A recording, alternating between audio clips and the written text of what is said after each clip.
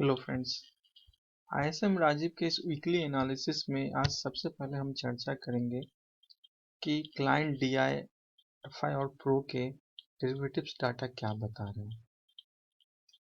मैं लास्ट जो मेरा वीडियो था उस वीडियो में मैंने इस चीज़ को मेंशन किया था कि एडवांस डिक्लाइन का जो रेशियो है वो इस चीज़ को बता रहा है कि मार्केट में एक फॉल आने वाली है।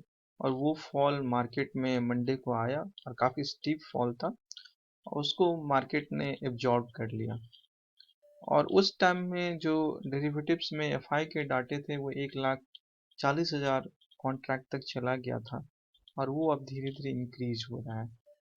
तो ये एक चीज बता रहा है। मैं इसी चीज को लास्ट के वीडियो में जिक्र कर रहा था कि एफआई को भी वहां पे कुछ ऐसे स्टॉक नहीं मिल रहे हैं जहां पे वो पोजीशन बनाएगा। तो जब इस ढंग की चीजें होती है तो मार्केट में एक करेक्शन आता है। अब वो करेक्शन 1,000 पॉइंट का आएगा, 500 पॉइंट का आएगा, इस पे कोई कंफर्म नहीं बोल सकता है कि वो कितना करेक्शन होगा, बट वो एक करेक्शन आता है। तो मैं उसी करेक्शन की बात कर रहा था और वो करेक्शन ने सबको अपॉर्चुनिटी दिया इंटर करने का। और मुझे लगता है कि 5 से 10% का रिटर्न तो पिछले वीक में ही सब लोगों को आ गया है जिन जिन लोगों ने लोअर लेवल पे एंट्री की थी।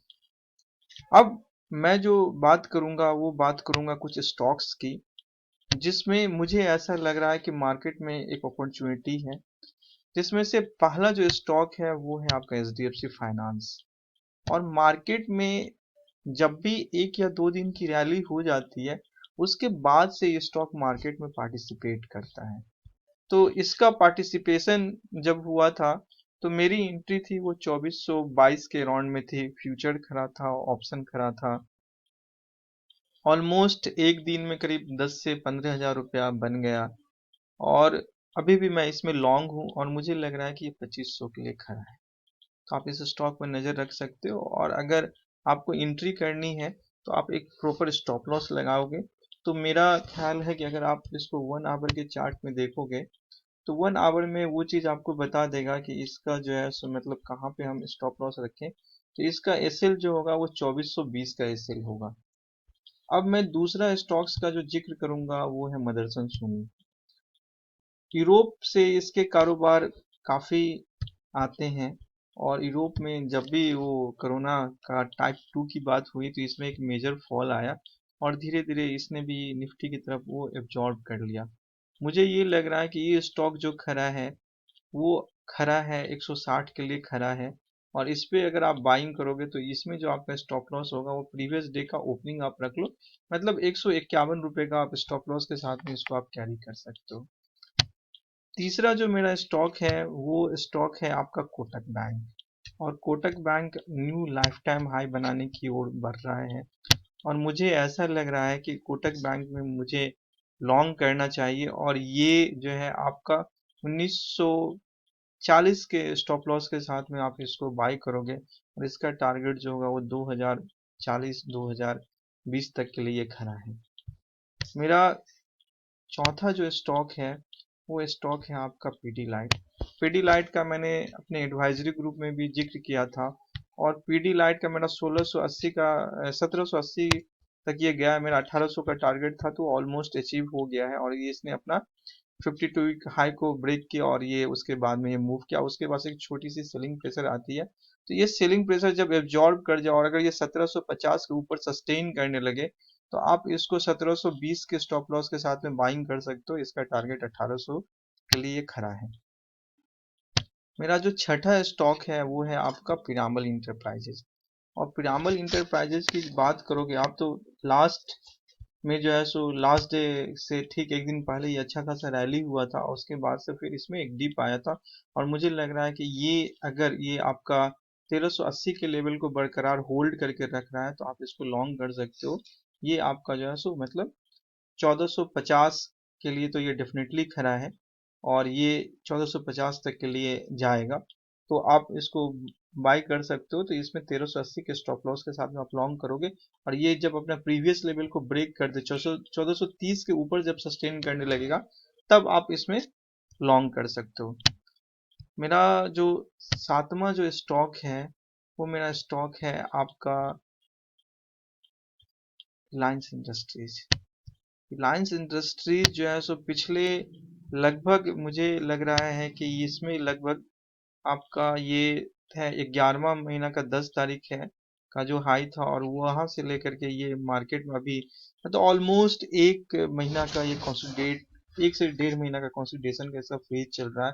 और मुझे ये लग रहा है कि अब रिलायंस पार्टिसिपेट करने को रेडी है, तो इसमें आप नज़र रख सकते हो। और इसका पहला जो टारगेट बनेगा वो टारगेट बनेगा आपका 2080 के लिए खड़ा है।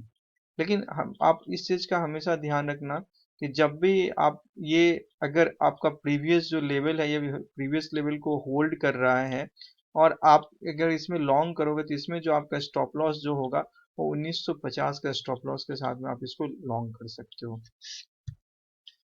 मेरा 8वां जो स्टॉक है वो स्टॉक है मेरा आपका LNT, लार्सन एंड टुर्बो। ये लार्सन एंड टुर्बो में हमें कब लॉन्ग करना है ये चीज मैं आपको बता देता हूँ। दरअसल टाटा स्टील और लार्सन एंड टुर्बो ये दोनों कंपनियां ऐसी हैं कि जब मार्केट में ऑलमोस्ट सारी कंपनियों की रैली हो जाती है, तब मार्केट को अगर एक्सटेंड करना है तो उस टाइम में मेटल सेक्टर और आपका इंफ्रास्ट्रक्चर चलेगा। तो उस टाइम में ये लार्सन एंड टुर्बो और टाटा स्टील ये दोनों चलते हैं। तो लार्सन एंड टुर्बो को आप जब तक ये अपने प्रीवियस लेवल को ब्रीच नहीं कर देता, मतलब ये 1280 के ऊपर सस्टेन नहीं करेगा, तब तक हम लोग इसमें लॉन्ग नहीं करेंगे। अगर ये 1280 के लेवल को ब्रीच कर रहा है तो फिर ये आपका जो है सो 1350 और 1400 के लिए खड़ा है। और अगर 1280 के लेवल के नीचे है तो हम इसमें पोजीशन बनाएंगे ही नहीं। और दूसरा स्टॉक जो मैं बात कर रहा था वो बात कर रहा था टाटा स्टील की। तो टाटा स्टील भी डेफिनेटली जो है सो अब इसमें भी जो है सो लोग जो है सो धीरे धीरे मूवमेंट करने लगा है। और ये मॉर्निंग स्टार फॉर्मेशन हुआ था, बट बड़ा ही मार्केट बड़ा ही स्मार्ट है। सबको पता है कि मॉर्निंग स्टार के बाद में 2% 3% की रैली होती है, तो मार्केट में खुला ही था आपका ऊपर 637, मतलब पहले ही वो मतलब ऊपर आपका खुला था, लगभग 3% आपका ऊपर खुल गया था। तो आपको इस चीज को ध्यान रखना कि अगर मॉर्निंग स्टार बने और ऊपर 3% की रैली हो तो हमको तब एंट्री नहीं करनी। अगर वो फ्लैट या 1% की ओपनिंग रहती है तभी हम एंट्री करते हैं, अदरवाइज हम एंट्री नहीं करते हैं। तो मुझे लग रहा है कि ये स्टॉक पे मूव करेगा, लेकिन जब जब ये 640 के ऊपर में सस्टेन करने लगेगा तो ये भी आपका 700 के लिए तैयार खड़ा है। अब जो हम बात करेंगे वो हम बात करेंगे अपने एडवाइजरी ग्रुप का, जो हमारा इस महीने का कॉल था। ऑलमोस्ट 80 to 90% कॉल के टारगेट अचीव हो गए हैं और सब स्टॉक ने जबरदस्त पैसे दिए हैं। तो एक बार हम उसका रिव्यू कर लेते हैं। नेट स्लो है जिसकी वजह से व्हाट्सएप का जो ऐप है वो आपका इंस्टॉल नहीं हो पा रहा है, बट कोई बात नहीं है, मैं आपको एक बता देता हूँ। क्योंकि इस ग्रुप में जितने लोग जुड़े हुए हैं उनको ये चीज़ पता है कि मैंने कब कौन सा कॉल दिया था। और इससे लास्ट वीडियो में या उससे पहले भी मैं वीडियो बनाते रहता हूँ तो मैं जिक्र करते रहता हूँ। 2 दिसंबर को मेरा एक कॉल था टाटा मोटर का, मैंने कॉल दिया था 190 पे बाई करने के लिए, टारगेट 199 पे था। ये आपका नहीं टारगेट अचीव हुआ था और मैंने इससे एग्जिट करवा दिया था। और आपका एशियन पेंट्स का मैंने कहा था कि जब स्मॉल करेक्शन हो गया है तो एशियन पेंट्स बाय करिए, इसका टारगेट 2300 और 2320 का था।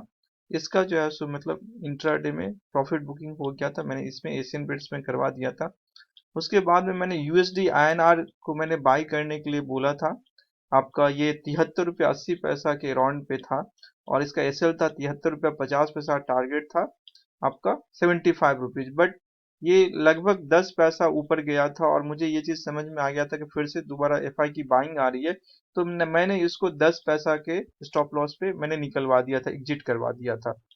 उसके बाद में मैंने कहा था कि आप मारुति में इंटर कर सकते हैं आफ्टर माइनर करेक्शन के बाद में, और इसका टारगेट जो था वो 7500 और 7550 था। और मैंने कहा था कि पार्शियल प्रॉफिट बुक कर ले आप मारुति में, और मारुति में इसका दोनों टारगेट अचीव हो गया था। अब जो हम बात कर रहे हैं, अब हम वो बात करेंगे निफ्टी का। मैंने कॉल दिया था 4 दिसंबर को कि आप बाई पुट करें, क्योंकि ये गैप के साथ में ओपन हुआ था और ये गैप फिल करेगा मैंने कहा था और इसने फिल किया था। मेरा 4 दिसंबर को ही दूसरा जो कॉल था वो था बायोकॉन का कि आप सीएमपी पे बाई करिए, और 450 का इसका टारगेट था और एसएल जो था वो 438 का था। और सबको पता है कि 7 दिसंबर को बायोकॉन ने अपना टारगेट अचीव किया और मुझे लगभग जो है सो 10-15 हज़ार रुपये का इसमें प्रॉफिट हुआ था। दूसरा तो जो मैंने कहा था कि वो रिलायंस मैंने कहा था 9 दिसंबर को बाई करने के लिए, एसएल था 2015 का और सीएमपी पे, और टारगेट था 2050 का था, और इसका टारगेट जो है सो अचीव जो है सो नहीं हुआ था, तो मैंने इससे एग्जिट करवा दिया था। और उसी दिन मैंने दूसरा जो कॉल दिया था वो कहा था पीडीलाइट आप बाय करिए, एसएल था 1655 का और टारगेट था 1700 का, और इसका टारगेट अचीव हो गया था। अब दूसरा जो मैंने कॉल दिया था वो मैंने दिया था पिरामल बाई करने के लिए आपका, ठीक जो है सो आपको ये 22-23 दिसंबर का ये मैंने कॉल दिया था, जिसमें जो है सो ये आपको जो है सो 1390 का एसएल था और टारगेट था इसका 1440, जो कि उसने उस दिन भी अचीव किया और नेक्स्ट डे मार्केट खुला ही था 1440, और फिर उसके बाद से वो नीचे आया। और लास्ट 24 दिसंबर को जो है सो मैंने दिया था वो था एचडीएफसी को कि आप बाई करिए, ये 1425 पे मैंने कॉल दिया था, और 2415 का इसका एसएल था और 2450 का इसका टारगेट था, और आपने देखा कि ये अचीव किया। तो ऑलमोस्ट 70 to 80% कॉल जो है आपके एडवाइजरी ग्रुप के जो रहते हैं, इनका 1000 रुपया मंथली चार्ज है, वो ऑलवेज अपने टारगेट 80% टारगेट अपने अचीव करते हैं। तो किसी को अगर ऐसा लगता है कि मुझे उस ग्रुप को ज्वाइन करना है, तो कोई भी व्यक्ति जो है सो वो ज्वाइन कर सकता है। और मेरा इसका फीस कम रखने का बस यही मकसद है कि हर एक व्यक्ति जो इस मार्केट से पैसे कमाना चाहता है, इस मार्केट को समझना चाहता है, वो पढ़े। उसको मैं एडवाइजरी ग्रुप की तरफ से भी मैं मदद करने की कोशिश करता हूँ, और मुझसे जितना बन पड़ता है वो मैं कोशिश करता हूँ। और आज जो है सो हम लोगों ने अपने यहाँ एक सेमिनार जो अटेंड करवाया था लोगों से, कि उसका मकसद सिर्फ ये था कि आपके क्या क्या माध्यम है जिसके माध्यम से आप अपने वेल्थ को ग्रो कर सकते हैं। और ये कोई जरूरी नहीं है कि डायरेक्ट आप स्टॉक मार्केट में ही एंट्री करें, आपके पास में और भी बहुत सारे टूल हैं, और फाइनेंशियल प्लानिंग का क्या इंपॉर्टेंस होता है, इन सब के बारे में हम लोगों ने चर्चा किया था। और अगला जब भी सेमिनार होगा तो मैं उससे पहले एक वीडियो में बना करके पहले ही लोगों को अवेयर कर दूंगा, और लिंक भी उसका शेयर कर दूंगा। That's all. Thank you.